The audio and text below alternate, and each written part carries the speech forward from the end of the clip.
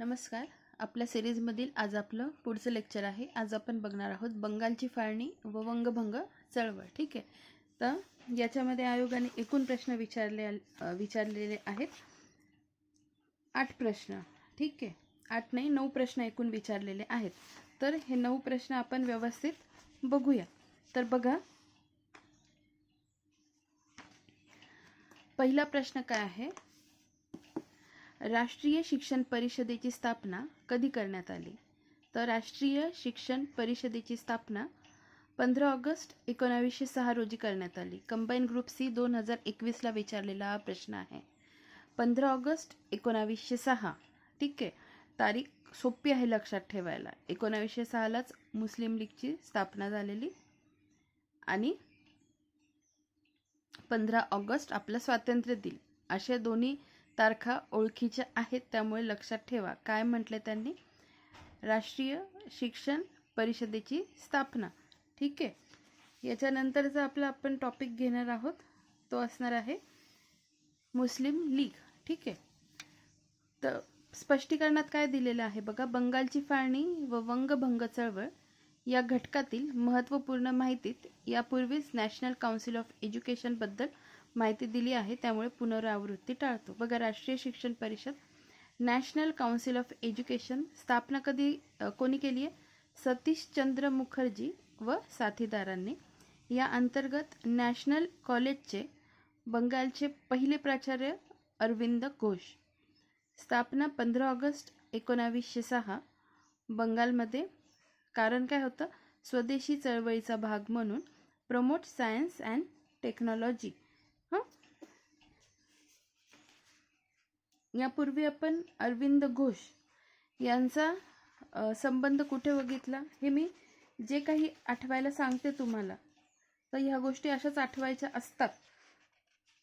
तर आठवते का तुम्हाला? अरविंद घोष यांना आपण यापूर्वी कुठे बघितलेलं आहे?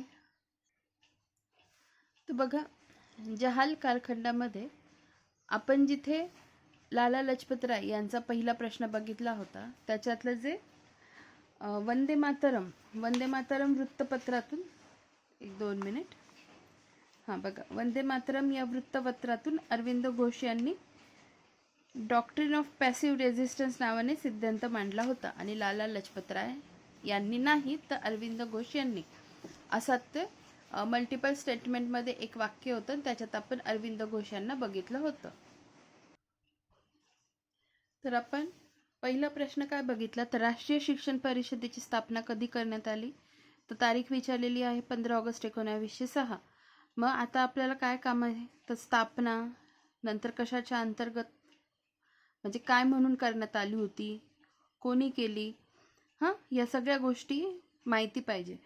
तर स्थापना सतीशचंद्र मुखर्जी आणि त्यांच्या साथीदारांनी, आणि या अंतर्गत नॅशनल कॉलेजचे पहिले प्राचार्य अरविंद घोष. त्याच्यानंतर स्वदेशी चळवळीचा भाग म्हणून करण्यात आली आणि प्रमोट काय? Science and technology. ठीक आहे. आपण बघूया पुढचा प्रश्न.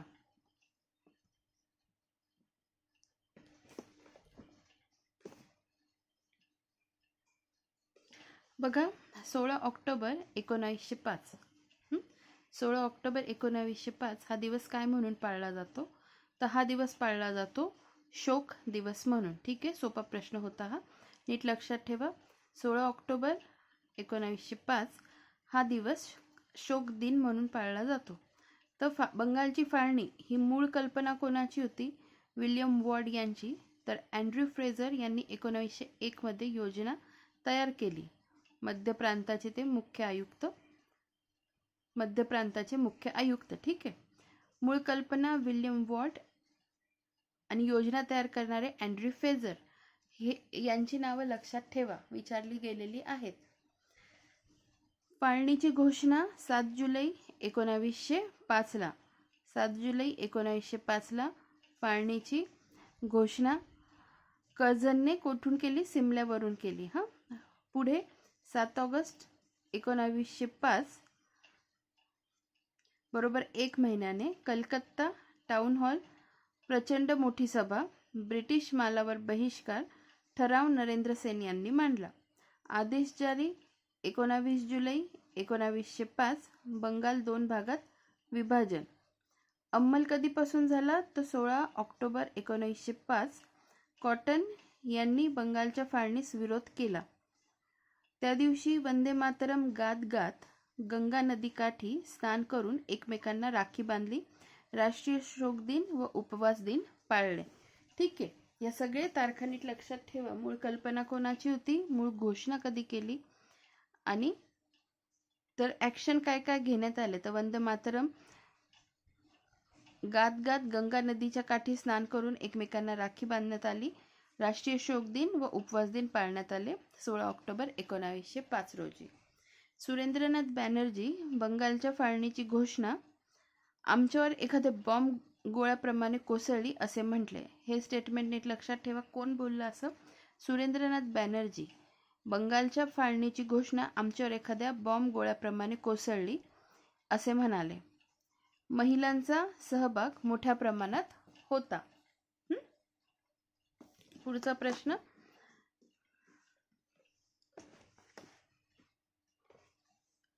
भारतीय स्वातंत्र्य चळवळीत स्त्रियांना आणण्याचे कार्य प्रथम पुढीलपैकी कोणी केले? तर महात्मा गांधी यांनी केले. महात्मा गांधींनी स्त्रियांना, कामगारांना, आदिवासींना, शेतकऱ्यांना मोठ्या प्रमाणात राष्ट्रीय चळवळीत सहभागी होण्यास प्रोत्साहन दिले. मात्र महात्मा गांधींनी दांडी यात्रेत महिलांचा समावेश केला नाही. त्यांचे म्हणणे होते की महिला असल्यास ब्रिटिश दांडी यात्रेवर हल्ला करण्यास मागे पुढे बघतील व त्यामुळे सत्याग्रहाचा उद्देश सफल होणार नाही.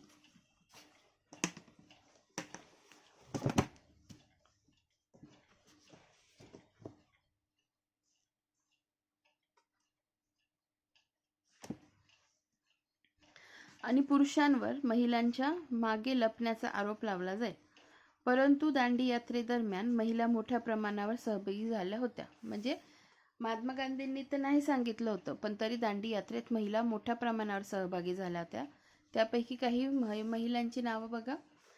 कस्तुरबा गांधी, सरोजिनी नायडू, लीलावती मुंशी, हंसाबेन मेहता, अवंतिकाबाई गोखले. ठीक आहे, कस्तुरबा गांधी, सरोजिनी नायडू, लीलावती मुंशी, हंसाबेन मेहता, अवंतिकाबाई गोखले. बघा पुढे,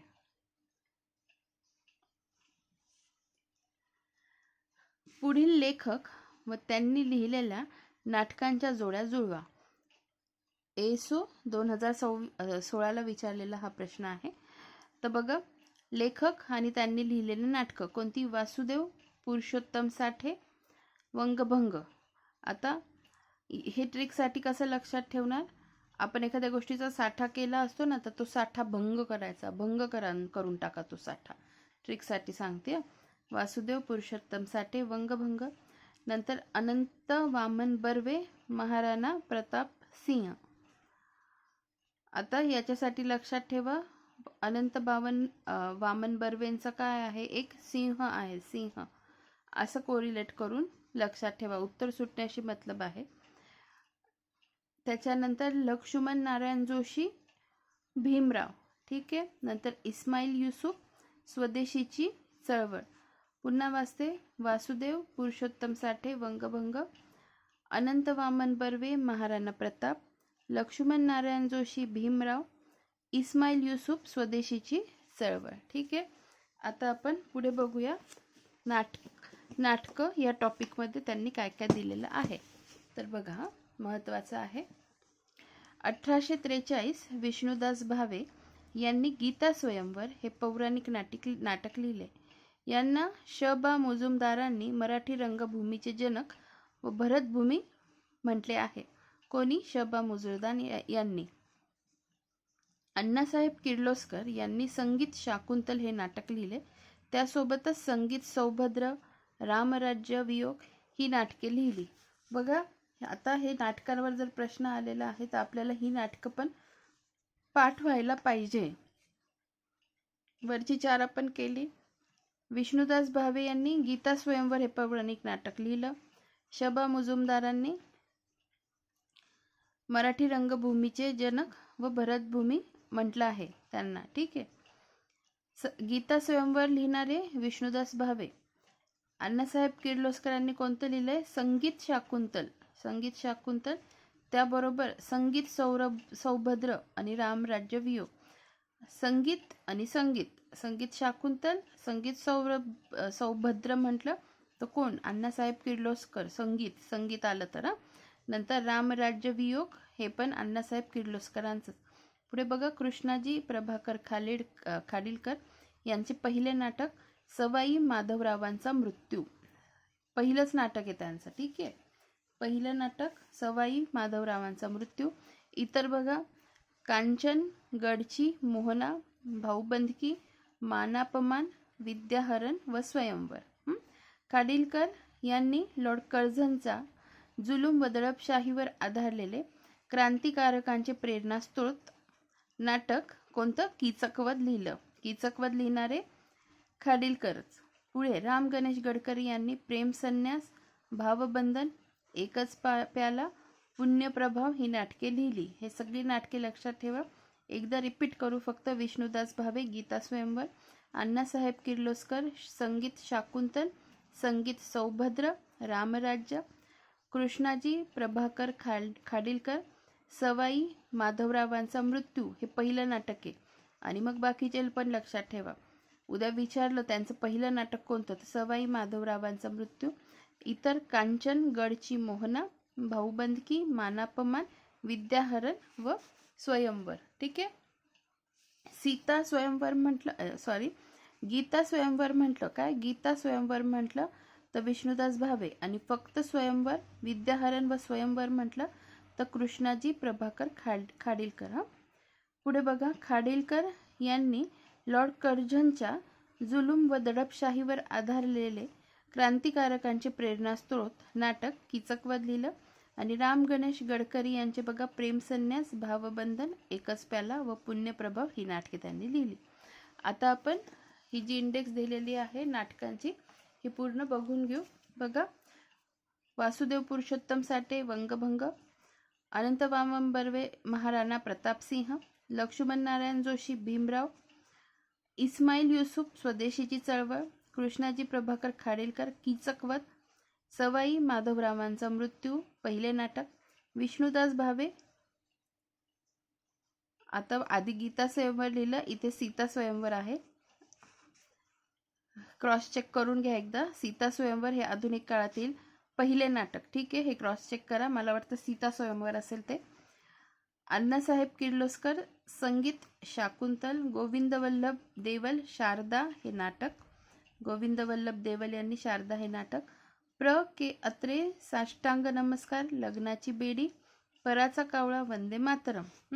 प्र के अत्रे यांचं साष्टांग नमस्कार, लग्नाची बेडी, पराचा कावळा, वंदे मातरम. मामा वरेरकर तुरुंगाच्या दारात, कुंजबिहारी पहिले नाटक त्यांचे. सत्तेचे गुलाम राजकीय नाटक. ठीक आहे. मुद्रित स्वरूपात संहिता उपलब्ध असणारे पहिले नाटक विनायक जनार्दन कीर्तने यांचे थोरले माधवराव पेशवे. सवाई माधवरावांचा मृत्यू कृष्णाजी प्रभाकर खाडिलकर आणि थोरले माधवराव पेशवे हे नाटक विनायक जनार्दन कीर्तने यांचे मुद्रित स्वरूपात संहिता उपलब्ध असलेले पहिलं नाटक. ठीक आहे, विनायक जनार्दन कीर्तने यांचं थोरले माधवराव पेशवे. ठीक आहे. पुढे बघा, पुढचा प्रश्न.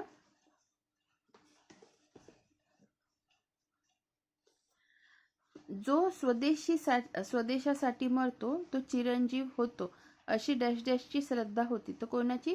जोसेफ मॅजिनीची श्रद्धा होती. जो स्वदेशीसाठी मरतो तो चिरंजीव होतो. एसो 2016ला विचारलेला प्रश्न आहे. जोसेफ मॅझिनी 1805 ते 1872. मॅझिनी या इटालियन क्रांतिकारकाचा प्रभाव विनायक दामोदर सावरकरांवर होता. जो देशासाठी मरतो तो चिरंजीव होतो अशी मॅझिनीची श्रद्धा होती. पुढे बघा, डॅश डॅश मुख्य उणीव म्हणजे ह्यात मुसलमानांचा, विशेष करून मुसलमान शेतकऱ्यांचा पाठिंबा मिळवता आला नाही. कशाची? तर स्वदेशी चळवळीची मुख्य उणीव म्हणजे यात मुसलमानांचा, विशेष करून मुसलमान शेतकऱ्यांचा पाठिंबा मिळवता आला नाही. तर बघा एक्सप्लेनेशनमध्ये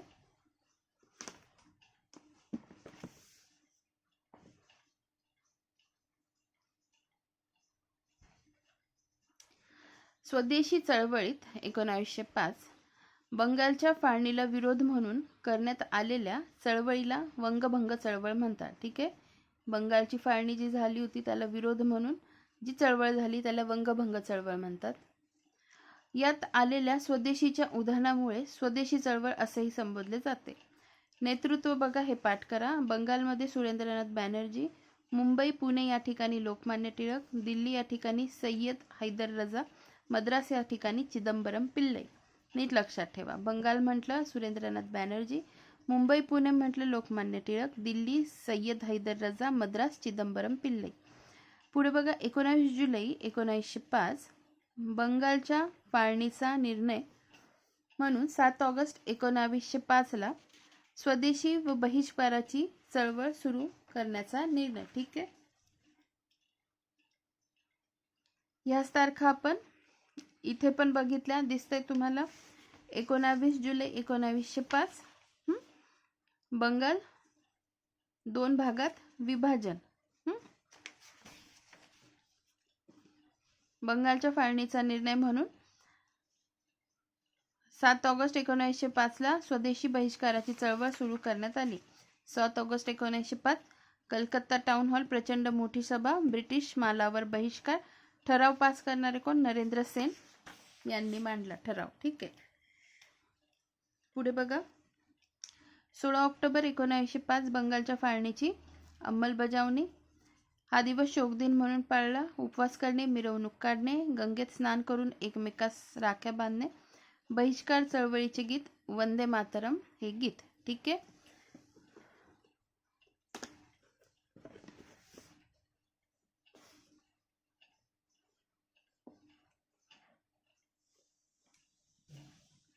पुढे ह्या चळवळीचे स्वरूप बदलले. बंगालमध्ये सुरू झाली व हळूहळू भारतभर पसरली. स्वरूप कसं बदललं तर बंगालमध्ये सुरू झाली, बंगालमध्ये आणि हळूहळू भारतभर पसरली. फाळणी रद्द करा ही प्रमुख मागणी होती, ती मागे पडून स्वराज्याच्या मागणी मूळ धरली. ठीक आहे, फाळणी रद्द करा ही प्रमुख मागणी होती, ती मागे पडून स्वराज्याच्या मागणी मूळ धरली. चळवळीचे नेतृत्व मवाळांकडून जहालांकडे गेले. हे तीनही गोष्टी लक्षात ठेवा. बंगालमधील हिंदू मुस्लिम फुटीची बीजे कदाचित स्वदेशी चळवळीच्या वेळीच पेरण्यात आली असावीत. बंगालमधील हिंदू मुस्लिम फुटीची बीजे कदाचित स्वदेशी चळवळीच्या वेळीच पेरण्यात आली असावी, म्हणून यात मुसलमानांचा पाठिंबा मिळाला, पण तेवढ्या मोठ्या प्रमाणात मिळाला नाही. त्यातही मुसलमान शेतकऱ्यांचा पाठिंबा मिळवण्यात राष्ट्रीय नेते अपयशी ठरले. पुढचा प्रश्न, इसवी सन 1911 मध्ये बंगालची फाळणी रद्द झाल्याची घोषणा डॅश डॅश याने केली, तर कोणी? पंचम जॉर्ज याने केली.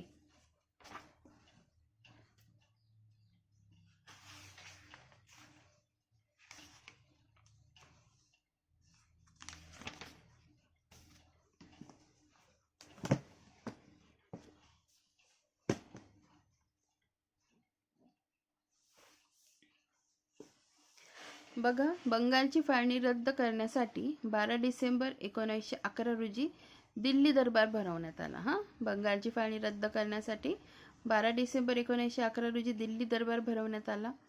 कोणासाठी भरवण्यात आली? म्हणजे तर हा दरबार कोणासाठी? तर इंग्लंडचा राजा पंचम जॉर्ज व त्याची राणी मेरी यांच्या स्वागतासाठी भरवण्यात आला. मुंबईला गेटवे ऑफ इंडियाची उभारणी. ठीक आहे, कोणते निर्णय घेण्यात आले? 2 निर्णय, बंगालची फाळणी रद्द करण्यात यावी आणि ब्रिटिश भारताची राजधानी कलकत्त्याहून दिल्लीला ट्रान्सफर करण्याचा निर्णय. हे दोन्ही नीट महत्त्वाचे आहेत, लक्षात ठेवा. व्हॉइसरॉय, दिल्ली दरबार भरविण्यात आला तेव्हा लॉर्ड हार्डिंग्स व्हॉइसरॉय होते. हे खूप महत्त्वाचं आहे. ठीक आहे, आणि याच्यावर प्रश्न पण पडलेले आहेत. कोण होता व्हॉइसरॉय? Lord Hardinge. पुढचा प्रश्न, लॉर्ड कर्झनने बंगालची फाळणी कशासाठी केली? तर याचं उत्तर आहे हे तिन्ही योग्य आहे. प्रशासनाच्या सोयीसाठी, राष्ट्रीय चळवळ दडपण्यासाठी, अन्य भाषिक प्रदेश म्हणजे बिहार, ओडिसा वेगळा काढण्यासाठी. स्पष्टीकरण बघा. बंगालची फाळणी करण्याची कारणे. कर्झनने प्रशासनाच्या सोयीसाठी असे बंगालच्या फाळणीचे सरकारी कारण सांगितले. कारण काय सांगितलं? प्रशासनाच्या सोयीसाठी. पण खरे कारण हिंदू व मुस्लिम एकता तोडणे होते. काँग्रेस व राष्ट्रीय चळवळीला कमकुवत करण्यासाठी, दडपण्यासाठी. राष्ट्रवादी बंगाली जनतेमध्ये धर्माच्या व भाषेच्या आधारावर फूट पाडणे. छुपा उद्देश. राष्ट्रवादी बंगाली जनतेमध्ये धर्माच्या व भाषेच्या आधारावर फूट पाडणे आणि छुपा उद्देश अन्य भाषिक प्रदेश बिहार, ओडिसा वेगळा करण्यासाठी. ठीक आहे. पुढे बघा. राजकीय दृष्ट्या अतिशय जागृत असलेल्या बंगाली समाजाचे तुकडे करणे. ही आहे बंगालच्या फाळणीची कारणे. ठीक आहे. फाळणीद्वारे कर्झनने बघा पूर्व बंगाल व आसाम आणि उर्वरित बंगाल असं दोन याच्यात दिलेलं आहे. बघा काय म्हणायचं आहे. फाळणीद्वारे कर्झनने पूर्व बंगाल व आसाम बंगाल प्रांतातून चितगाव, ढाका विभाग व मालडा जिल्हा तोडून शेजारील आसाम प्रांताला जोडला. प्रांताची लोकसंख्या किती? 31 दशलक्ष.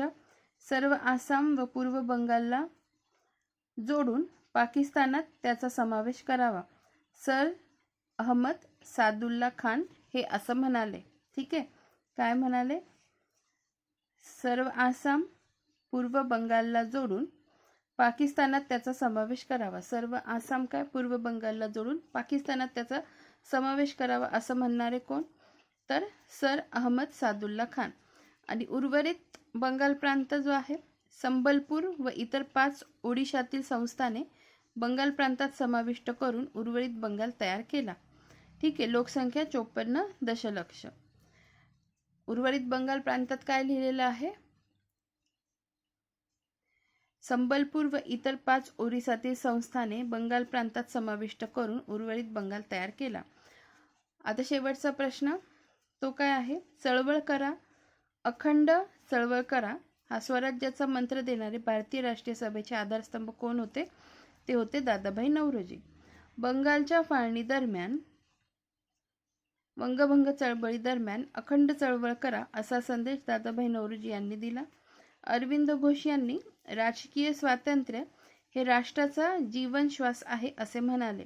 राजकीय स्वातंत्र्य हे राष्ट्राचा जीवनश्वास आहे असं ते म्हणाले. ठीक आहे. तर अशा पद्धतीने आपण काय बघितलेलं आहे आज? तर बंगालची फाळणी व वंगभंग चळवळ. पुढच्या लेक्चरमध्ये आपण मुस्लिम लीग बघूया. आणि जे काही बाकीचे मी कमिंग सूनमध्ये काय काय लिहून ठेवलेलं आहे तर ॲनिमल क्लासिफिकेशन आहे, त्याच्यानंतर बँकिंग आहे आणि गव्हर्नर जनरल आहे. हे 3 जे लेक्चर कमिंग सूनमध्ये टाकलेले आहेत याच्यावर पण लेक्चर येणार आहे. ठीक आहे. फक्त मला प्रिपरेशनला थोडा वेळ लागतो. तर मग त्यामुळे मग काहीच नाही येण्यापेक्षा मी बाकीचे छोटे छोटे तरी व्हिडिओ आणती आहे. हे छोटे नाही आहे म्हणजे जरी छोटे तुम्हाला वाटत असेल पण मला प्रिपरेशन यांचं पण करावं लागतं. दुसरी गोष्ट जो काही प्लांट नाही डिसीजवर जो काही व्हिडिओ आलेला आहे 1.5-2 तासाचा आय थिंक, तर तो सगळ्यांना सांगते मी. तुम्हाला म्हणजे 2 कमेंट आल्या आहेत की मी पुन्हा सांगते. तुमचीच मागणी होती की एकाच याच्यात बसवा म्हणून मी तो ज्या मोबाईलवर शूट केला तर त्याच्यात मी तुम्हाला आधीच सांगितलं होतं की त्याच्यात शूट केला की मग मी आडवाच शूट करते पण तो उभा शूट होतो. पण त्याच्यावरही पर्याय मी तुम्हाला सांगते की तुम्ही काय करायचं, मोबाईल आपण ते लेक्चर चालू केलं की ती स्क्रीन पूर्ण आडवी करून घ्यायची. असंच होतं ना तुमचा प्रॉब्लेम, आडवा होतो उभा होतो, आडवा होतो उभा होतो. तर अशा वेळेस काय करायचं, आडवी स्क्रीन करून घ्यायची आणि आपलं जे रोटेशन आहे ना स्क्रीनचं रोटेशन, तो टॅब आहे ना तो बंद करायचा. म्हणजे स्क्रीन आपली लॉक होते आणि ती आडवी तर आडवीच राहते. तुम्ही मोबाईल कसाही धरा, उभा धरला तरी आडवीच राहते आणि आडवीला तर आडवीच राहते. कळलं? तर तेवढाच एक व्हिडिओ. आणि म्हणून मग मी काय म्हणत होते की मला 2 पार्ट्समध्ये आणावे लागतात पण तुमची खूपच हे असतं, तुमची मागणी असते एकाच व्हिडिओमध्ये आणा, म्हणून मग मी त्या दिवशी तो एका व्हिडिओमध्ये आणला, पण हे असं होतं. तर मग तेवढाच व्हिडिओ ॲडजस्ट करा, बाकी सगळे व्हिडिओ बरोबर आडवे दिसतात तुम्हाला, तुमच्या इच्छेप्रमाणे दिसतात. त्या व्हिडिओला पण काही प्रॉब्लेम नाही आहे, फक्त तुम्हाला सांगितलं तसं करा. व्हिडिओ आडवा नीट करून घ्यायचा आणि नंतर रोटेशन ऑफ स्क्रीन ते असतं ना, रोटेशन स्क्रीन, ते टॅब ऑफ करायचा, म्हणजे मग रोटेट होत नाही, ती स्क्रीन स्टेबल राहते. तर बस मला तुम्हाला एवढंच सांगायचं होतं. आणि बाकीचे व्हिडिओ पण येणार आहे, ॲनिमल क्लासिफिकेशन, बँकिंग आणि गव्हर्नर जनरल्स. धन्यवाद.